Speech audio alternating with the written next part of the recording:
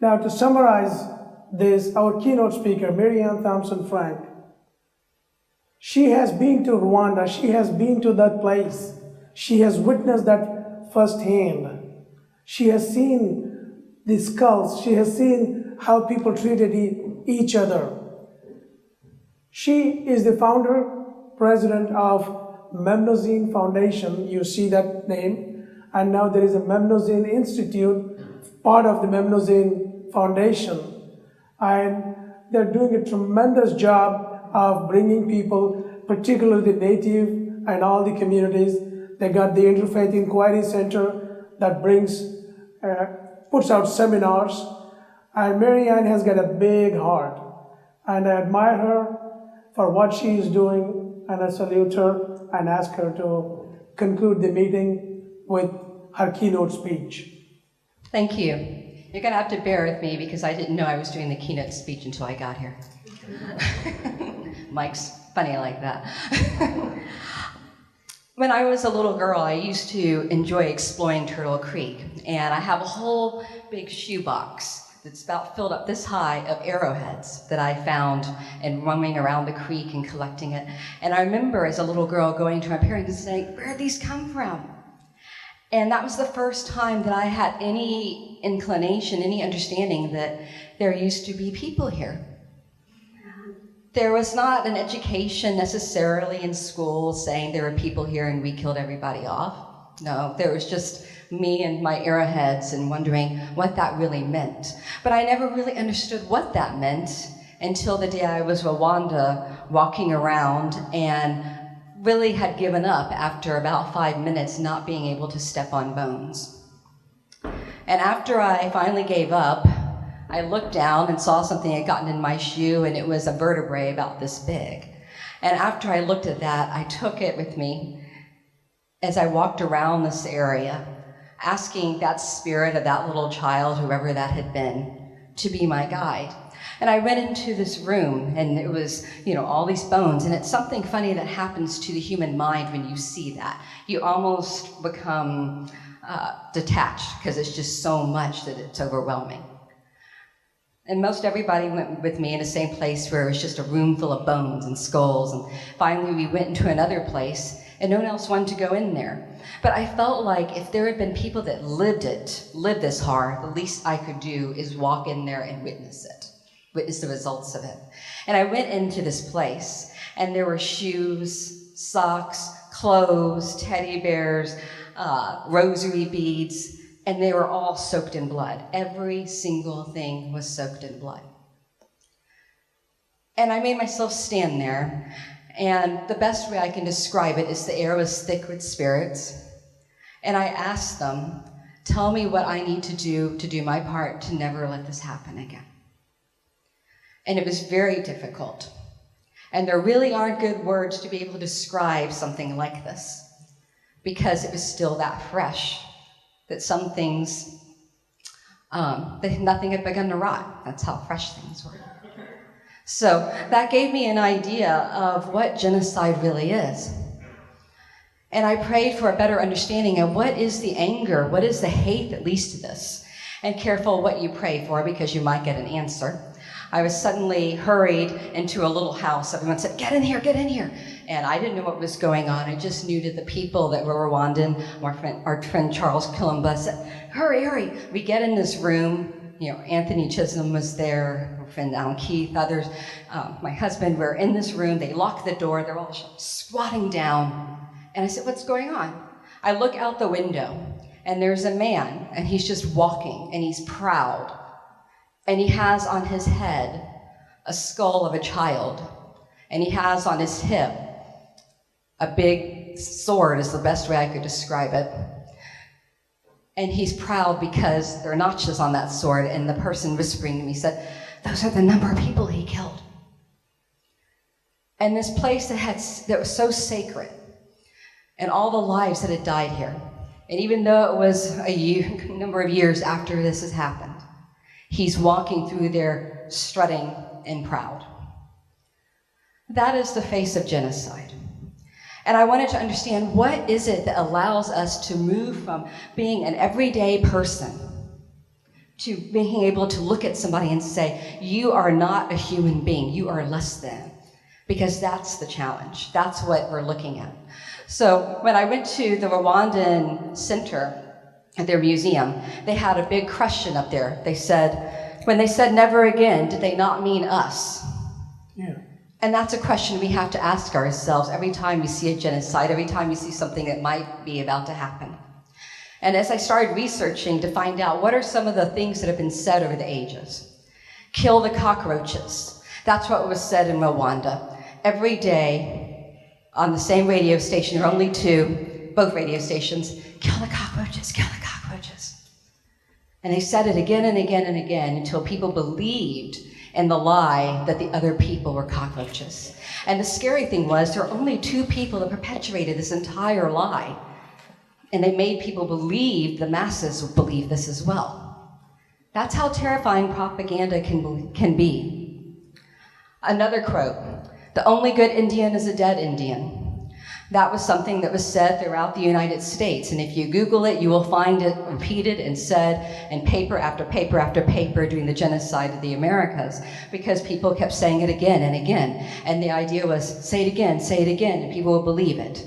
You know, Adolf Hitler actually said, if you say a lie a number of times, keep repeating a lie, people will believe it. He actually sent somebody, if you ever Google this, I researched it, he sent someone here to study what our country did to the American Indians in order to plan the Holocaust. He used our country's extermination of a people as his example. Another quote, the filth of the alien and the witch must be exterminated to preserve the purity of the human race, lest we degenerate into abomination. A lot of my American Indian friends have asked me, how could they do this to us? And my answer is only, whatever they did to you, they did to themselves. 4 million women were burned at the stake. That's only the number of those burned at the stake in Europe, because they professed a religion that was not at the time the Christian religion. So, you know, what the pattern that we keep seeing when we see this is, how do we convince the other person that the person that is not like us is less than? There's several different things that they've come up with. One's classification, defining us and them. That's the first step. If you are different than me, how can I find some connection with you? If you're powerful, how do I find some connection with you? And then how do I find something that you and I share that they don't share? Because that's what I'll use to get you to hate them. That's the first step people do. Symbolization, forcing groups to wear symbols. In every instance of a genocide, the other group has had to do something. Sometimes they, you know, the armbands that the people over in the Holocaust did. In other places, they take advantage of what they've already done. I'm on the board of the New York Interfaith Center, and as soon as 9/11 was done, there are many, many situations where Sikhs were set on fire because they had turbans. So sometimes it's not that it's enforced to put a symbol on. They say, what's something that already stands out? Let me check that out and use that. Next one is dehumanization. One group denies the humanity of another. When they looked at what was going on with the Native Americans, they said they are savages, they're barbarians, they don't know better. When they looked at the Jews, they said they are rats. Usually what happens is they say they're unclean in some way or another. Organization. The society actually organizes its entire social construct to start putting down that other group of people, to start trying to weigh them out, see how you can identify them. Polarization. Moderates are eliminated. If you're in a society and you start noticing that moderates are being pushed one way or another, and moderates are being told, don't side with them, you gotta be one of us, you gotta choose which side. That's one of those things that stands out. Preparation. Victims are separated from the rest of society. In every instance, whether it was the Trail of Tears, or whether in the Holocaust when people were moved, or whether it was in Rwanda where the Hutu and Tutsis forcibly had separate quarters, they physically moved them somewhere else. Extermination, the mass killing. Well, a lot of people's extermination seems to come out of nowhere, and they say, how did this happen? All those steps led up to it, and most of us are silent and don't even realize what's happening. For example, right now in Uganda, they had the Kill the Gays bill. They tried to amend that and make it a little more palatable, so they said the anti-homosexuality bill. What that means is that anyone that is gay has to wear something that identifies themselves and turn them in for life imprisonment. If you do not do that, you will be killed. If you know someone that's gay or you suspect might be gay and you don't do it, you also have to turn yourself in. They're kind of at that level right now. So if you watch in the next coming years, if nothing changes, you can pretty much predict what's sadly going to happen there. The next one, denial. Perpetrators attempt to hide evidence of genocide and blame the victims. So we got to find out some way. How did they bring it on themselves? Oh, well, American Indians brought it on themselves because they just didn't know how to work in our society. They just didn't use the land the way we did. So we have to help them. We have to empower them. We're doing this for them. You have to find some way to turn it around and make it look like you're doing it for their own good. Hate propaganda. In the past, it was just the radio, TV. Now it's on the internet. And there's some very terrifying things out there. Unquestioning loyalty. And that is one of the scariest, because there is a lie in every one of these instances that to be a patriot, you do not question authority. Our forefathers of our country had a different philosophy. If you really listen or read their writings, they said, to be loyal, to be a patriot, you must always question. You must always hold your government and your leaders accountable. That is how you make the difference. You must always say why. As every instance that one of these things has happened, other people did not ask why. Why is that person less than me? Other people did not ask, how come I should follow this way, this path? Other people did not say, why should I think that person is less than me? Right now, today, we use a bad word, for example, with gay people, the word fag.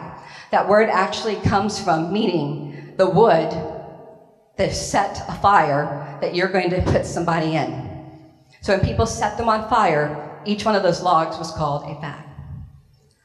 When we start allowing ourselves to become immune to feeling what that history is, to knowing what that history is. Indian giver, what that meant was the person that created, it was kind of our first biological warfare. The person that took someone with smallpox, wrapped him in a blanket, took that blanket, gave it to somebody else, and killed him that way.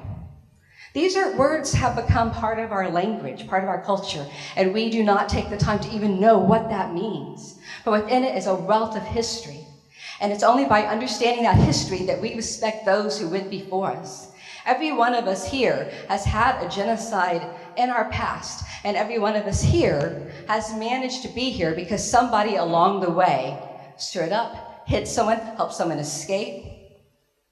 And that allows us to be in a position today where when we say never again, we're not just helping the person over there, we're honoring the person that helped us be alive today.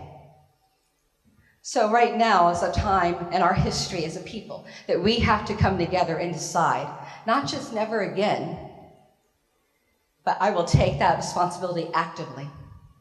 I will make sure that I will do what I can to speak for someone that cannot speak for themselves. And many societies are at different parts of those stages. Ricardo today was very brave. In his own country, he can be arrested for praying at his place of worship. People are fighting so many fights throughout the world. But if we in this country take on our shoulders the bear of the responsibility that we are the ones who can use our freedom to not just speak for ourselves, but for our brothers and sisters around the world, then we are making a difference. Thank you.